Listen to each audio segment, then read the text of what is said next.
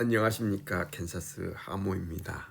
네, 한국 시간으로 이 밤이 지나고 아침이 되면 서울중앙지방법원 제422호 법정에서 김호중 아티스트의 또 그 위에 3명의 항소심 2차 공판, 즉 최종 결심 공판이 있을 예정이지요. 네, 이번 재판에서 눈여겨보아야 했던 것은 재판장님들의 구성, 즉 3인의 합의부로 구성되었다는 점이죠. 그래서 부장판사님급으로 구성된 대등 재판부라는 것이 이번 항소심 재판에서의 가장 큰 특이점이다. 이렇게 제가 여러 차례 말씀드린 바 있습니다. 그러면 항소심 2차 공판 3월 19일 날 있을 이 공판에 대해서 주목해 보아야 할 점 4가지를 제가 추려 보았습니다. 그 이외에도 보는 눈에 따라 여러 각도로 볼 수 있지만 제 눈에는 크게 4가지가 그냥 들어오더라고요. 첫 번째로는 공판 검사가 이번 또 바뀌었어요. 그러니까 1심 공판검사는 은종욱 검사였고 항소심 1차 공판은 박경화 검사이었습니다. 그런데 이번 항소심 2차 공판에서는 김현우 검사가 공판에 참여하여 국가를 대신하여 검사의 소임을 수행하고 있습니다. 네, 1심을 포함해서 3번의 검사가 교체가 됐습니다. 그래서 김호중 아티스트와 3분의 피고인들에게 어떠한 영향이 있을지는 이것이 이론점인지 단점인지 약점인지는 단점인지 장점인지는 여러분들이 한번 판단해 보시기 바랍니다. 여기에 대해서는 왈가왈부할 필요는 없겠습니다만 이렇다는 것이 중요한 지금 현재의 상황인 것이죠. 그래서 재판 공판에서 예를 들면 연극에서의 주역 배우가 교체되었다. 네, 이렇게 보면은 이해가 좀 될 것 같습니다. 네, 그리고 두 번째, 항소심 재판부에서는 그러나 이 항소심 재판부 즉 대등 재판부 즉 제5-3 형사부 나라는 이 재판부 3분의 부장 판사님들은 변동이 없다라는 것입니다. 네, 검사는 이렇게 변동이 있는데 판사님들은 다 3분이 동일하다. 이것 또한 이번 공판의 특이점으로 볼 수 있는 것입니다. 이것은 무엇인고 하니 하나의 쟁점, 그 사건을 꾸준히 처음부터 관찰해 왔던 분들의 눈에서 보는 그러한 사건을 판단하는 것은 여러 가지로 각도가 틀리기 때문이다. 저는 이렇게 두 번째로 또 말씀드려 봅니다. 그리고 세 번째로 눈여겨보아야 할 특이점은 변호사님들의 적극적인 의견서 제출이라는 거죠. 3월 13일 즉 며칠 전에도 검사의 기소 내용 즉 이 검사가 입증 책임으로 내놓은 그러한 기소 내용을 약화시키기 위해서 의견서를 2차례에 걸쳐서 법원에 제출했다라는 것입니다. 그리고 2차 항소심 공판에서는 증인을 채택하려고까지 노력했던 그러한 적극적인 방어, 기소 내용을 반박하는 그러한 모습들이 눈에 띄기 때문에 검사님들의 적극적인 변론이 굉장히 귀추가 주목되고 있다라는 것이죠.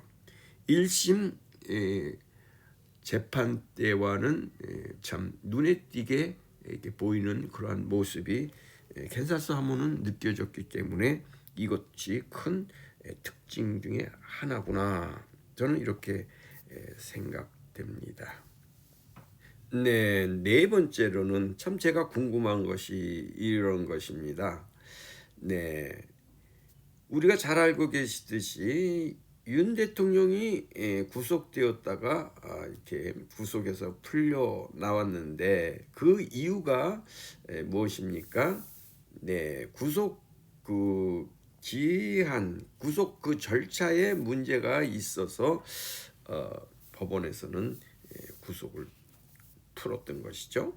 네, 여기에 대한 뭐 상세한 내용들은 저보다도 우리 구독자님들이 더 잘 알고 계실 줄 믿습니다. 즉 기소를 기한이 넘게 해서 구속시켰기 때문인데 이러한 법적인 그러한 형사소송법의 법적 절차를 이행하지 못했기 때문인 것이다. 이렇게 저는 알고 있거든요. 이와 마찬가지로 김우중 아티스트와 또 그 외의 세 분도 법정 진행표 즉 법원에서 공지하는 그 내용 중에는 1월 17일이 마지막 구속 연장을 해놓고 지금 있는 것입니다. 즉 1월 17일 날 이제 구속을 2개월을 더 연장시켜 놓았는데 그러면 2개월을 지나가면은 언제입니까? 3월 16일이 되지 않습니까? 그러니까 3월 16일 안에 구속 연장을 해야 되는데 3월 18일 현재까지 구속 연장 그러한 그 집행 사항이 아직 법원에서는 그렇게 나와 있지 않더라고요. 그래서 아직 그 행정적인 그 미스가 있는 것이 아닌가 이렇게 생각도 듭니다. 미처 이것을 공지해 놓지 못하고 있는 것인가.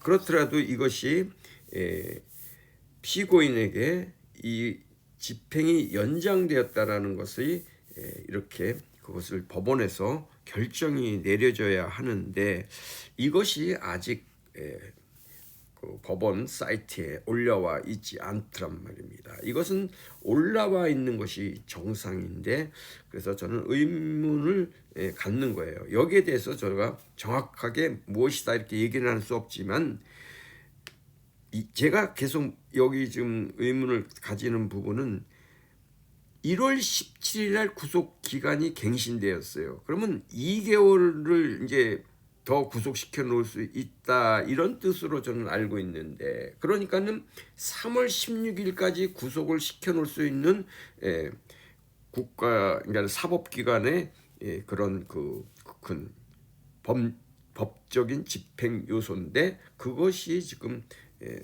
이상하게 지금 안 되고 있다라는 것을 말씀드려 보는 거죠. 이미 여러 차례 말씀 제가 드렸듯이 구속은 기소가 된 때로부터 1심은 6개월까지 그래서 2개월씩 2번 연장해서 6개월까지를 구속시켜 놓고 있습니다. 그래서 이때 재판을 받는 기간 동안에도 아직까지는 뭐랄까 그 재판이 완전히 이루어질 때까지는 무죄의 상태에 있다라는 그런 사실이죠. 네, 그러니까 아직까지는 법과의 검사와 피고인 간의 다툼의 기간이기 때문에 무죄 추정의 원칙이 적용되는 것이 원칙이죠. 그래서 법원은 반드시 이 6개월의 그 기간 안에 재판이 끝나야 되는 거예요. 그래서 여기서 이미 1심에서 재판을 선고를 받았어요. 2년 6월을. 그래서 이제 항소심으로 넘어갔어요. 그러면 항소심에서도 역시 6개월 동안에 그 구속을 시킬 수 있는 겁니다. 네. 그러니까는 요것 또한 2개월씩 2번에 걸쳐서 연장을 시킬 수가 있는 건데 지금 1월 17일 날 구속 기간을 갱신해 놓고 아직 어떻다 이런 내용이 안 나와 있기 때문에 제가 좀 의아해하고 있는 부분이에요. 저만의 의아한 의심인지 어떻게 되는 건지는 몰라서 제가 이 내용을 한번 짚어 보았습니다. 항소심 접수일은 12월 23일이었어요. 접수가 항소심. 그 다음에 1월 17일에 구속기간 갱신이 결정되었다는 것입니다. 네, 이것이 마지막이에요. 계속 제가 말씀드리지만, 그리고 그 후에 아직 기록이 없으니 이거에 대해서 살펴볼 필요가 있지 않나. 저의 법률 지식으로, 제가 가지고 있는 법률 지식과 상식으로는 의문이 들어서 말씀드려 봅니다.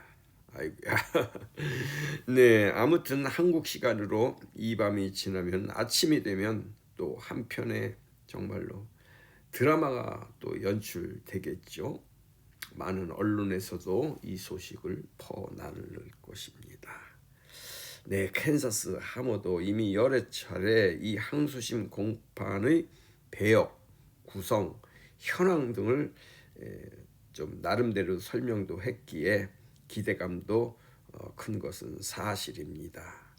네, 아무튼 좋은 꿈 꾸시면서 건강히 또 내일의 좋은 그러한 소식들이 기다려집니다. 물론 내일의 공판에서는 최종 변론이고 최후의 그 진술이 있고 선고기일이 잡히는 날이기 때문에 검사, 변호사, 특히 피고인의 최후 진술도 듣고 그래서 최후의 피고인 진술이 참 중요하게 보여지는 날입니다. 그리고 선고일을 지정해 주는 마지막 공판이다 이렇게 보기 때문에 또 다음 달 선고기일을 정말 기다려집니다. 이때에 기쁜 소식이 넘쳐나길 바라지요. 네, 캔사스 하모였습니다. 안녕히 계십시오. 평강하시고 건강하십시오. 네, 감사합니다. 안녕히 계십시오.